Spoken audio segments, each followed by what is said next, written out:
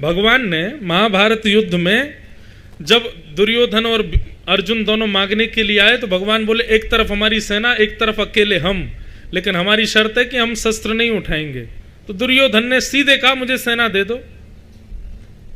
बिना शस्त्र के एक योद्धा को ले जाने से क्या फायदा? केवल आप खाने के लिए जा रहे हो क्या महाभारत युद्ध में, या दिन रात आरती करवाने जा रहे हो, सुख संपत्ति घर आवे जय जगदीश हरे? ठाकुर जी बोले भैया ये बात तो हमारी पक्की है, हम शस्त्र नहीं उठाएंगे। और ये बात आप सब में घोषणा कर देना कि द्वारिकाधीश कृष्ण जिस पक्ष में जाएंगे शस्त्र नहीं उठाएंगे। दुर्योधन सेना लेकर के चला गया। जब दुर्योधन लौट करके आया तब भीष्म पितामह ने उससे पूछा, ए दुर्योधन तू सेना लेकर के आया, कृष्ण नहीं आए हमारे पक्ष में? दुर्योधन बोला अरे उनको लाके फायदा भी क्या था, उन्होंने तो प्रतिज्ञा ली है कि वो शस्त्र नहीं उठाएंगे। मैंने सोचा एक व्यक्ति को ले जाऊं, वो भी निहत्था व्यक्ति, क्या फायदा था? इसलिए वो चले जाएं पांडवों के पास। अरे पितामह खुश हो जाइए, देखो इतनी सेना द्वारिका की सब हमारी तरफ से युद्ध करेगी, वहां अकेले कृष्ण हैं, वो भी बिना शस्त्रों के। भीष्म पितामह बोले बेटा क्वांटिटी तेरे पास आई है लेकिन क्वालिटी वहीं गई है।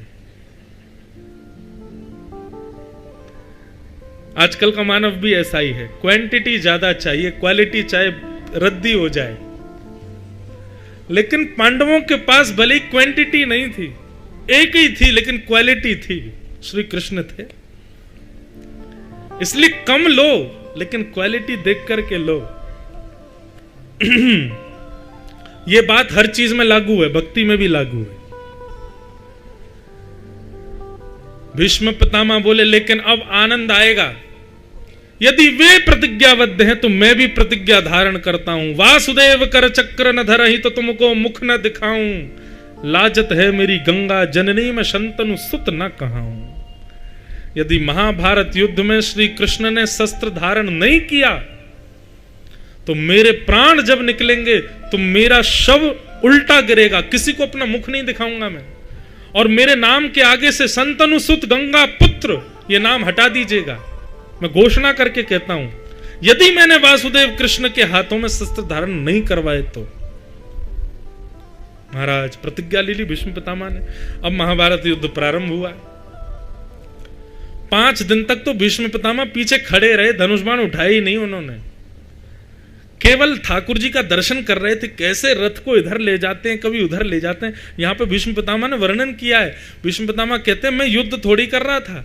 भगवान ने पूछा कि तुम पांडवों के पक्ष में क्यों नहीं रहे, तुम कौरवों के पक्ष में क्यों गए?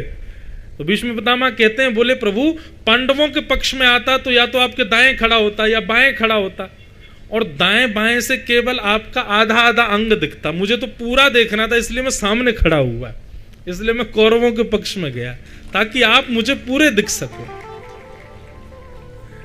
तो भीष्म पितामह युद्ध थोड़ी कर रहे हैं, वो तो केवल ठाकुर जी का रूप देख रहे थे, वो ठाकुर जी की चतुराई देख रहे थे। ये रथ कैसे दौड़ाते हैं, ये कैसे कोई धनुष बाण से बाण निकलता है, कैसे अर्जुन को बचा लेते हैं, ये सब देख रहे थे भीष्म पितामह।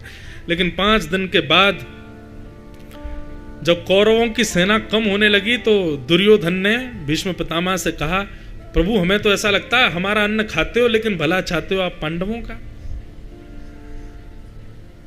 भीष्म पितामह को ये बात सुन के क्रोध आ गया। बोले तूने ऐसा क्यों कहा? बोले 5 दिन हो गए आपने अभी तक धनुष नहीं उठाया अपना। भीष्म पितामह बोले कल से महाभारत युद्ध का नेतृत्व मैं करूंगा। और सुन ये बात तूने जो कही है ना, हमारा अन्न खाते हो भला चाहते हो उनका, तेरे को मरने का बहुत डर लग रहा है ना, तुझे ऐसा लगता है कि तू हार जाएगा, तू मर जाएगा। सुन मैं रात्रि को भजन करने बैठता हूं, अपने संपूर्ण जीवन के भजन बल को मैं देने को तैयार हूं। अर्धरात्रि में अपनी पत्नी को कहना आकर के मुझे प्रणाम करे, मैं दोनों बर्द हस्त रख करके अपने संपूर्ण जीवन का बल दे दूंगा, अखंड सौभाग्यवती भव का आशीर्वाद दे दूंगा। नहीं मरेगा तू, और किसी में सामर्थ्य नहीं, ब्रह्मा भी आकर के तुझे हरा नहीं सकते। दुर्योधन बोला मैं यही तो चाह रहा था, आप ऐसा कुछ करो। अब तो दुर्योधन इतना निष्फिक्र हो गया, उसको ये बात पता थी कि अब रात्रि में मेरी पत्नी को अखंड सौभाग्यवती का आशीर्वाद मिलेगा, और फिर तो चाहे मैं लेटे लेटे धनुष बाण चलाऊं फिर भी मरूंगा तो हूं नहीं। लेकिन बात चल रही थी भीष्म पितामह और दुर्योधन के बीच, लेकिन कान खड़े हो गए श्री कृष्ण के। बोले अच्छा, हमारे रहते हुए ये हो जाए, ये संभव नहीं है। रात्रि में ठाकुर जी को नींद नहीं आई और मन में सोचने लगे, भानुमति पहुंच के आशीर्वाद, यदि उसने भीष्म पितामह का आशीर्वाद एक बार मिल गया तो भक्त के आगे मेरी हार है, मैं भगवान होकर के भी पांडवों को नहीं बचा पाऊंगा। फिर इतने में ही ठाकुर जी ने एक उधरी सी धोती पहनी, पुरानी सी बगलबंदी पहनी, सिर पर खूब सारा बड़ी सी स्वाफी बांध करके ऐसे ठोड़ी से भी बांध लिया, अपना रूप थोड़ा सा हुलिया बदल लिया, कानों में बड़े बड़े कुंडल डाल लिए, कड़ूला पहन करके और बाहें चढ़ा करके बिल्कुल ग्वारिया बन गए ठाकुर जी। और हाथ में ली लठिया, एक लालटेन लेकर के सीधे पहुंचे द्रौपदी के पास। सो रही थी द्रौपदी, उसका पैर का अंगूठा खींचा, बोले उठ जा जल्दी। द्रौपदी बोली कौन है? बोले मैं हूं कन्हैया। बोले इतनी रात को? बोले जल्दी चल मेरे साथ। बोले कहां? बोले ज्यादा पूछ मत, चल जल्दी मेरे साथ, और सुन घूंघट करके चल, बढ़िया अपना मुंह ढक ले। बोले जाना कहां है? बोले भानुमति आए उससे पहले भीष्म पितामह का आशीर्वाद लेना है तुझको, और एक बात याद रखियो, बस मुंह मत खोलियो अपना, कुछ कहें भी तो में ही उत्तर देना। और भीष्म पितामह कुछ पूछेंगे भी नहीं ज्यादा, भाई बहू है, बहू से ज्यादा बात थोड़ी करेंगे, तू बस करना बस। हाँ, और अगर भीष्म पितामह पूछे कौन आया साथ में, ज्यादा ही पूछने लगे फिर तो उत्तर देना पड़ेगा, तो कह देना ग्वारिया आया है, गैया चराता हमारी, मैं राखी बांधती हूं, मैंने कहा भीष्म पितामह का आशीर्वाद लेना तो मेरे संग चला आया, ऐसे करके बात टाल देना, ये मत बताना कि मैं आया हूं। द्रौपदी बोली ठीक है। भगवान लेकर के द्रौपदी को पहुंच गए। भानुमति से पहले द्रौपदी का प्रवेश हो गया भीष्म पितामह के शिविर में। भीष्म पितामह बैठ करके संध्या कर रहे थे, इतने में ही द्रौपदी के नूपुरों की आवाज आई, भीष्म पितामह के नेत्र खुले। भीष्म पितामह को लगा भानुमति आ गई, क्योंकि दुर्योधन को बोला था अपनी पत्नी को भेज देना। आओ बैठो बेटा। नाम जब पूर्ण किया, अपने हाथ में जल लिया और संपूर्ण जीवन के अपने भजन बल को द्रौपदी के सिर पर जल छोड़ते हुए अखंड सौभाग्यवती भव, दोनों भुजाएं रख करके आशीर्वाद दे दिया, तेरा पति अजर अमर हो जाए, उसको कोई ना मार सके। जैसे ही ये बात कही, द्रौपदी बोली ये कह रहे हैं अखंड सौभाग्यवती भव, और कल यही महाभारत युद्ध का नेतृत्व करने वाले हैं और धनुष बाण लेकर के यही मेरे पतियों के पीछे भागने वाले हैं, और मुझसे कह रहे हैं अखंड सौभाग्यवती भव। इनसे कह तो दूं कि फिर याद रखना पांचों को बाण मत मारना कल। तुरंत द्रौपदी ने अपना घूंघट ऊपर कर लिया। तो भीष्म पितामह याद रहे, एक नहीं दो नहीं, पांचों की रक्षा की जिम्मेवारी आपकी है। फिर अब तो द्रौपदी को देख करके भीष्म पितामह बोले तू कहां से आ गई? मैंने तो भानुमति को बुलाया था, तू कैसे आ गई? मेरी और दुर्योधन की बात हुई थी, भानुमति आकर के आशीर्वाद लेने वाली थी, तुम कहां से आ गई बेटा? द्रौपदी बोली ये बात जरूरी नहीं मैं कहां से आ गई, पर क्या मुझे आपके आशीर्वाद का अधिकार नहीं है? भीष्म पितामह के नेत्र सजल हो गए। बोले होना तो वही है जो लिखा है, मुझे भी संकेत तो होता था। और देखो कैसी विडंबना, ईश्वर की कृपा कि भानुमति आए उससे पहले द्रौपदी आ गई, ये भी तो एक संयोग है। द्रौपदी बोली अब निकल लेती हूं यहां से, तुरंत प्रणाम करके जाने। सुनो सुनो सुनो, रुको, कहीं ये संयोग ईश्वर के द्वारा नहीं, कृष्ण के द्वारा तो नहीं रचा गया? किसके साथ आई हो तुम, और तुमको किसने कहा कि जाके भीष्म पितामह का आशीर्वाद लो? अब तो महाराज भीष्म पितामह हैं, सिंह जैसी गर्जना है उनकी, कौन घबराए ना उनके आगे। द्रौपदी की जीव लड़खड़ाने लगी, नहीं नहीं कोई नहीं, मेरे ही मन में आ गया था। बोले तेरे ही मन में आ गया, इतने दिन से क्यों नहीं आई, आज ही क्यों आई? सही सही बता, अकेली आई है? हमारी राजकन्या राजवधु अकेली घूम रही है बाहर, कौन आया तेरे साथ? द्रौपदी बोली गोपाल भैया। बोले कौन गोपाल भैया? हमारी गैया चराता है, दूध निकालता है, मेरा कोई भाई नहीं ना, मैंने उसको, भाई तो है पर उसकी कोई बहन नहीं थी, तो मैंने उसको राखी बांध दी। अच्छा चल जरा दिखा मुझे तो कैसा तेरा गोपाल भैया, मैं भी तो देखूं। और भीष्म पितामह निकल करके बाहर आए। ओ गोपाल भैया कहाँ है भैया इतकुआ? दूर बैठे ठाकुर जी को वहीं पटक लग गई। बोले कि अब तो हम फंस गए, ये द्रौपदी ने भीतर जाके मुंह खोल दिया अपना। ठाकुर जी बोले राम राम जी। बोले दूर से राम राम नहीं, इधर आओ बेटा, हमें भी तो दिखाओ कौन हो तुम। ठाकुर जी समीप गए, ऐसा बढ़िया पाग वाग बांध के ठोड़ी वोड़ी से ऐसे लिपटा करके गए थे, पता ही नहीं चले कि मैं हूं। लेकिन भीष्म पितामह ने कहा द्रौपदी तेरे गोपाल भैया के नेत्र कहीं देखे देखे लग रहे हैं, कहीं तो देखा है। ठाकुर जी खूब छुपा में बोले अरे ग्वारिया हूं, गैयान के बीच में देख लिया होगा। बोले कहीं रथों के बीच में तो नहीं देखा, कहीं घोड़ों के बीच में तो नहीं देखा, पाग उतारो अपनी। गोपाल भैया बोला अरे पाग कैसे उतार देंगे महाराज, शान है हमारी। अरे इधर आ, पकड़ करके जैसे ही पाग खींचे, घुंघराले केश ठाकुर जी के खुल गए। जो मोरपीछ छिपा हुआ था भीतर, वो मानो जैसे धीरे से खड़ा हो गया। ऐसा सुंदर रूप ठाकुर जी का। चंद्रमा था तो अमावस्या का, लेकिन मन में सोचने लगा इतने सुंदर श्याम सुंदर, और हम फोकस ना डालें। तुरंत पूर्णिमा का चंद्रमा प्रकट हो गया। ठाकुर जी का रूप भीष्म पितामह के सामने आनंदित हो गए। भीष्म पितामह के नेत्र लाल पड़ गए, लेकिन मंद मंद मुस्कुरा रहे हैं। वारे कन्हैया, ये तू ही कर सकता है कि भानुमति द्रौपदी में बदल जाए, ये तेरी ही लीला है। कल से महाभारत युद्ध का नेतृत्व मैं करने वाला हूं। हे द्रौपदी, मैंने तुझे आशीर्वाद दिया है, अखंड सौभाग्यवती भव। तेरे सामने जिम्मेवारी देता हूं कि पांचों की रक्षा ये करेगा। अगर पांचों को खरोंच भी लगे तो मेरे पास मत आना रोती हुई, क्योंकि आशीर्वाद मैंने दिया, लेकिन जिम्मेवारी भी तेरे सामने इसको दे दी मैंने। अब ये बचाएगा पांचों को, कैसे बचाएगा वो इसके ऊपर है। ऐसा कहकर के भीष्म पितामह तो भीतर चले गए। द्रौपदी बोली भैया आप इतने दुखी क्यों हो रहे हो, आप बचा लेना ना। बोले तू नहीं जानती है, ये भीष्म पितामह अपनी प्रतिज्ञा पूरी करेगा। इसने प्रतिज्ञा ले रखी है कि मेरे हाथ में शस्त्र उठवाना है इसको।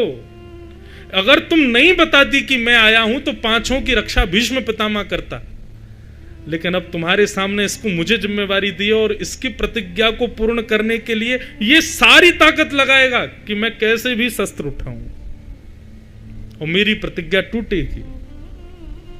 और भगवान की प्रतिज्ञा टूटने का मतलब है पृथ्वी बीच से फट जाएगी, नूतन प्रलय हो जाएगा, पूरे विश्व का नाश हो जाएगा उसी समय जिस दिन ठाकुर जी अपनी प्रतिज्ञा तोड़ दें। ठाकुर जी बेचारे सोच रहे थे चैन की नींद सोऊंगा, रात भर नींद नहीं आई, अब क्या करें। दूसरे दिन भीष्म पितामह ब्रह्म मुहूर्त में ही उठ गए। महाराज आज अपने घोड़ों को स्वयं लगा रहे हैं, अपने तस्कर को स्वयं संभाल रहे हैं, अपने बाणों को स्वयं पहना रहे हैं।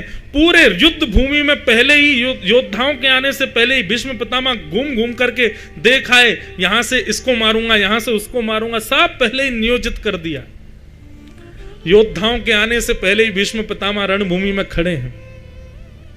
सूर्योदय होते ही जैसे ही युद्ध का नाद हुआ, पहला बाण प्रत्यंचा पर भीष्म पितामह ने चढ़ाया, आकाश की ओर करते हुए जैसे ही पांडवों की ओर छोड़ा, एक में से अनेक बाण निकले और 5 दिनों में जितनी सेना कौरवों की नष्ट हुई थी, एक बाण में भीष्म पितामह ने उतनी पांडवों की सेना खत्म कर दी। ये तो एक बाण था।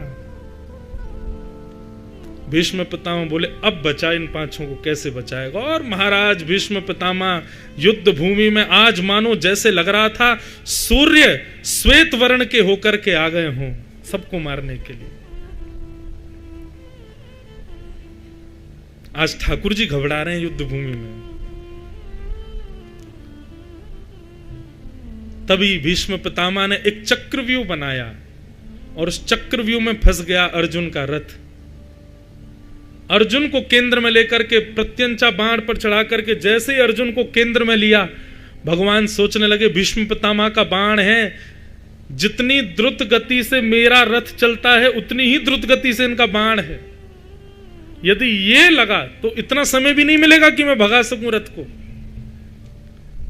ठाकुर जी ने नेत्र बंद कर लिए, प्रतिज्ञा तोड़नी पड़ेगी। तभी देखा दूर टूटा हुआ रथ का चक्का पड़ा है, देख रहे हैं भीष्म पितामह की ओर। तुरंत ठाकुर जी कूदे हैं रथ से और जाकर के देख तो रहे थे भीष्म पितामह को, लेकिन जाकर के चक्का उठाया तो 2 बार तो हाथ में मानो धूल ही आई, मानो पृथ्वी भगवान की पत्नी ठाकुर जी को कह रही हो प्रतिज्ञा मत तोड़िए। लेकिन अर्जुन केंद्र में है, भक्त केंद्र में है, इसके लिए ठाकुर जी प्रतिज्ञा तोड़ने को तैयार हैं। तीसरे प्रयास में जैसे ही टूटा हुआ रथ का चक्का हाथ में आया, भगवान रथांग पाणे बन गए और जैसे ही दौड़े भीष्म पितामह की ओर, उस समय सारा युद्ध स्तब्ध हो गया। मानो ऐसा लग रहा था नृसिंह प्रकट हो गए हों और हिरण्यकश्यप के ऊपर प्रहार करने जा रहे हों। पृथ्वी डामाडोल होने लगी, आकाश में बादल गर्जना करने लगे, पृथ्वी पर नूतन प्रलय होने लगा, बस फटने ही वाली थी, क्योंकि ठाकुर जी ने हाथ में शस्त्र उठा लिया है। इतने में ठाकुर जी गतोत्तरीय, भगवान का उत्तरीय वस्त्र नीचे गिर गया, मानो पृथ्वी को शांत किया हो। प्रतिज्ञा तोड़ी है पर अपने लिए नहीं, भक्त के लिए तोड़ी है, इसलिए पृथ्वी शांत हो जाओ, प्रलय करने की आवश्यकता नहीं है। और रथ के चक्के को लेकर के बस फेंकने ही वाले थे भीष्म पितामह के ऊपर। भीष्म पितामह ने अपनी प्रत्यंचा को ढीला किया, धनुष बाण नीचे रख दिए और ताली बजाने लगे, वाह वाह वाह वाह वाह। अरे देखो देखो देखो देखो देखो, प्रतिज्ञाधारी खड़ा है सामने हमारे। मैं बिना शस्त्र के भूमि के भार को हरूंगा, मैं बिना शस्त्र के महाभारत युद्ध को लड़ूंगा। कहां गई तुम्हारी प्रतिज्ञा? आप कहो मैं शस्त्र बिन भूमि हरहूं सब भार। तू हमको क्षत्रिय ना गिने, बोल ही वचन विचार। बताइए क्या कहेंगे अब आप? कहां गई आपकी प्रतिज्ञा? पूरा युद्ध शांत हो गया, सब देख रहे हैं ठाकुर जी को। ठाकुर जी ऐसे खड़े हैं रथ का चक्का लेके। डार चक्र हरि हस पड़ो, दियो उत्तर ब्रजराज। ठाकुर जी ने रथ का चक्का दूर फेंका, मंद मंद मुस्काने लगे और उत्तर दे रहे हैं, आज तजी प्रतिज्ञा मोरी में तोरी प्रतिज्ञा काज। ए पितामह, तुमने वचन लिया था कि वासुदेव कृष्ण ने यदि शस्त्र नहीं उठाया तो तुम्हारी जब मृत्यु होगी तो तुम किसी को मुख न दिखाते हुए गिरोगे। तुम भी जानते हो, मैं भी जानता हूं, असंख्य बाण तुम्हारे अंग पर लगने वाले हैं और जब असंख्य बाणों की सैया पर तुम नीचे की तरफ मुख करके गिरोगे तो तुम्हारी इच्छा मृत्यु जो है वो कैसे पूर्ण होगी कि अंतिम श्वास जब निकले तब ठाकुर जी का मैं दर्शन करूं। मेरा दर्शन करने के लिए तुम्हारा मुख ऊपर होना चाहिए और उसके लिए मुझे प्रतिज्ञा तोड़नी पड़ेगी। आज तजी प्रतिज्ञा मोरी में तोरी प्रतिज्ञा काज। लुट गए भीष्म पितामह। भीष्म पितामह आज कह रहे हैं, मैं आपकी स्तुति सीधा लेट करके गा रहा हूं ना, इसमें भी आपकी कृपा है ठाकुर जी। यदि आप नहीं चाहते, रथ का चक्का नहीं उठाते तो मेरा शव आज नीचे की ओर गिरा होता, मैं आपका अंतिम दर्शन नहीं कर पाता और मेरी इच्छा मृत्यु पूरी नहीं हो पाती। प्रबल प्रेम के पाले पढ़कर हरि को नियम बदलते देखा, अपना मान टले टल जाए पर भक्त का मान टलते देखा। लोग भले ही ये कह देंगे कि मैंने प्रतिज्ञा तोड़ी, पर भीष्म पितामह तुमको मेरा अंतिम दर्शन, तुम्हारी अंतिम श्वास में मेरा दर्शन तुमको नहीं हो पाता यदि मैं अपनी प्रतिज्ञा नहीं तोड़ता। ये है, वहां भक्त की रक्षा भी कर ली, प्रतिज्ञा भी तोड़ दी और भीष्म पितामह को लुटा भी दिया। ले, भीष्म पितामह को ऐसा भी नहीं लगा कि देखो मैंने शस्त्र धारण करा, उसका मान भी तोड़ दिया। ऐसे वर्सेटाइल कैरेक्टर हैं हमारे श्री कृष्ण, एक ही क्रिया में सब कर देते हैं। भक्ति की रक्षा भी हो गई, प्रतिज्ञा भी तोड़ दी और भीष्म पितामह को अभिमान भी नहीं होने दिया। महाभारत युद्ध में एक क्षण के लिए तालियां बजने लगी ठाकुर जी के लिए, और फिर से सबने धनुष बाण उठाए, फिर लड़ने लगे, फिर युद्ध शुरू हो गया। ऐसे भीष्म पितामह आज ठाकुर जी के चरणों में वंदन करते हैं और ब्रज को याद करते हुए उत्तरायण के सूर्य जैसे ही हुए भीष्म पितामह के मुख से दिव्य ज्योति निकली और भगवान में जाकर के विलीन हो गई। बोलो भक्त वत्सल भगवान।